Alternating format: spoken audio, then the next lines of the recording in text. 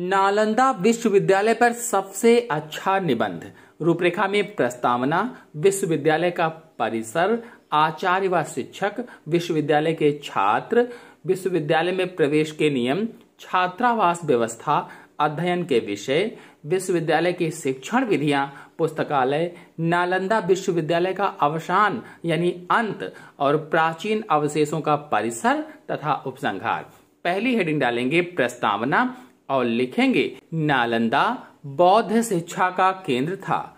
नालंदा भारतीय उपमहाद्वीप में सबसे प्राचीन विश्वविद्यालय के रूप में जाना जाता है, जो बिहार राज्य में स्थित है। नालंदा विश्वविद्यालय का निर्माण गुप्त वंश के कुमार गुप्त के शासनकाल के दौरान किया गया था। कुमार गुप्त ने 5वीं शताब्दी में नालंदा विश्वविद्यालय की स्थापना की थी। इस विश्वविद्यालय को हिंदू गुप्त शासकों के साथ साथ हर्षवर्धन जैसे बौद्ध सम्राटों और बाद में पाल सम्राटों का संरक्षण प्राप्त हुआ।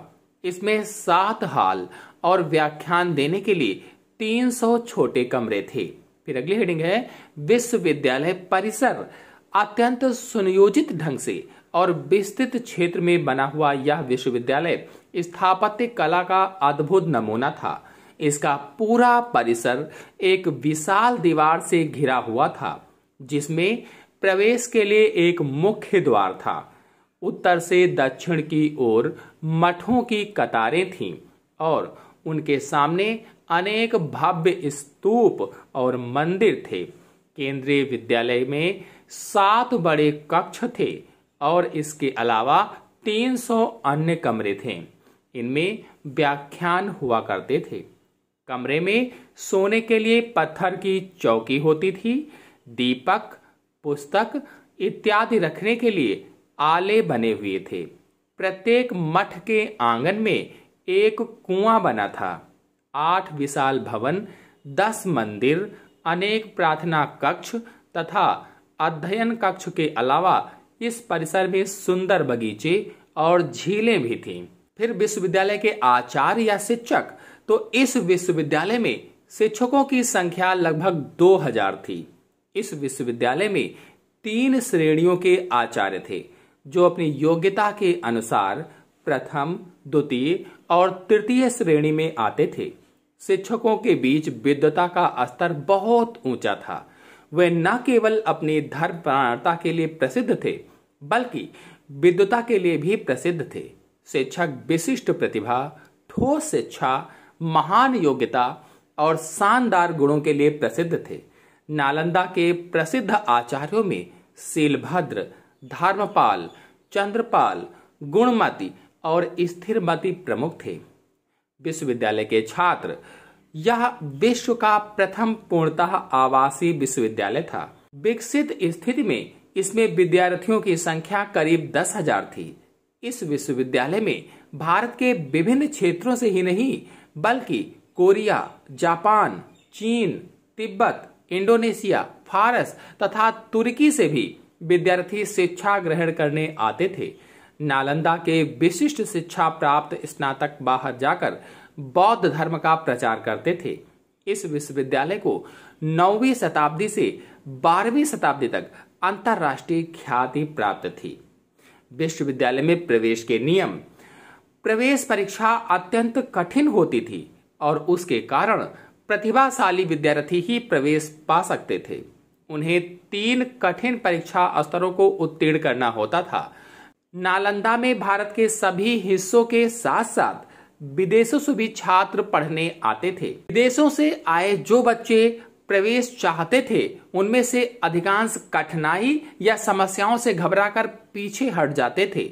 जो लोग शिक्षा में गहराई से पारंगत थे, उन्हें प्रवेश मिल पाता था। 10 में से केवल 2 या 3 का ही प्रवेश हो पाता था। फिर है छात्रावास व्यवस्था। छात्रावास की व्यवस्था पर्याप्त थी। यहाँ छात्रों के रहने के लिए 300 कमरे बने थे, जिनमें अकेले या एक से अधिक छात्रों के रहने की व्यवस्था थी। ये छात्रावास निःशुल्क थे, जहां छात्रों को विश्वविद्यालयों को मिलने वाले अनुदान से आवश्यक वस्तुएं उपलब्ध कराई जाती थी। छात्रों को कपड़े, भोजन, बिस्तर और दवाइयां प्रचुर मात्रा में उपलब्ध कराई जाती थी। छात्रों को किसी भी प्रकार की आर्थिक चिंता न थी। उनके लिए शिक्षा, भोजन, वस्त्र, औषधि और उपचार आदि सभी निःशुल्क थे, ताकि वे पूरे मन से पढ़ाई कर सकें। अध्ययन विषय: नालंदा में पाठ्यक्रम कैथोलिक था। उदाहरण के लिए बौद्ध दर्शन के हीनयान और महायान दोनों संप्रदायों के कार्यों का अध्ययन किया जाता था। हिंदू धर्म और दर्शन जैसे विषय भी वहां पढ़ाए जाते थे। वेद, वेदांत और सांख्य दर्शन के साथ साथ विविध कार्य भी विश्वविद्यालय में पढ़ाए जाते थे। व्याकरण, तर्कशास्त्र, साहित्य, खगोल विज्ञान और ज्योतिष, शल्य विद्या, चिकित्सा आदि विषय भी पढ़ाए जाते थे। यहाँ खगोल शास्त्र अध्ययन के लिए एक विशेष विभाग था।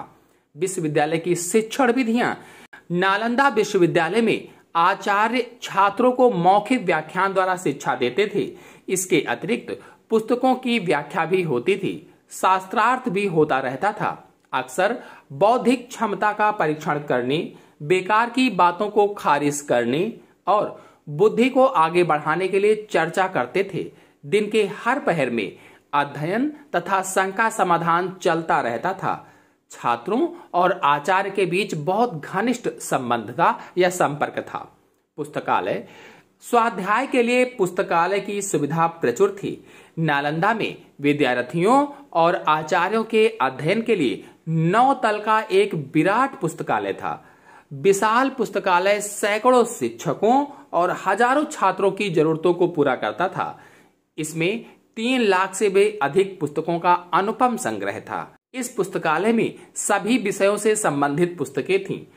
यह रत्न रंजक, रत्नोदधि, रत्नसागर नामक 3 विशाल भवनों में स्थित था।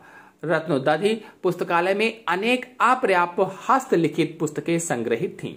नालंदा विश्वविद्यालय का अवसान या अंत तुर्की शासक बख्तियार खिलजी ने 1199 में नालंदा विश्वविद्यालय में आग लगवा दी थी। कहा जाता है कि विश्वविद्यालय में इतनी पुस्तकें थीं कि पूरे 3 महीने तक यहाँ के पुस्तकालय में आग धधकती रही।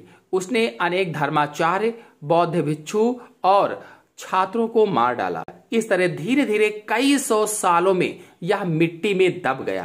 प्राचीन अवशेषों का परिसर: अलेक्जेंडर कनिंघम ने इसे खोजा और फिर खुदाई शुरू हुई।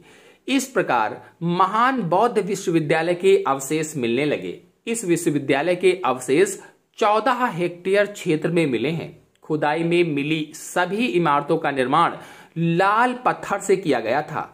यह परिसर दक्षिण से उत्तर की ओर बना हुआ है। मठ परिसर की पूर्व दिशा में व मंदिर पश्चिम दिशा में बने थे।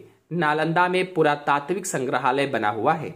इस संग्रहालय में खुदाई से प्राप्त अवशेषों को रखा गया है। इसमें भगवान बुद्ध की विभिन्न प्रकार की मूर्तियां और प्रथम शताब्दी के 2 मर्तबान रखे हैं।